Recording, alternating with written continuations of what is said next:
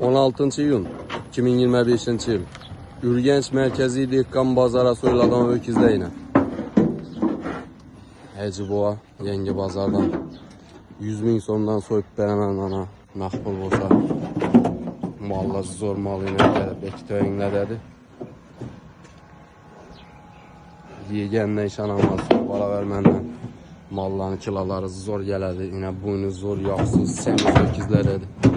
Rahmet. Bakkana rahmet bu malların. Gelmesiyle göşe. Göç dükkan. Ürgenç merkezi Dehqan bazarda. İstiqlal çayxananın yan başı. Göçleriniz zor etberemiz. Erten şu ikisini soyamız.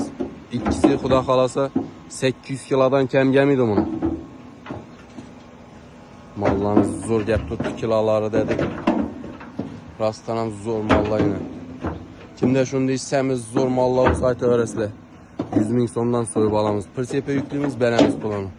Azanda üstüne pulunu veremiz. Görünüş desturlarını bununla elde videolarda düşüntürüp kopma. Mallarınız zorlar yine. Boynuları zor.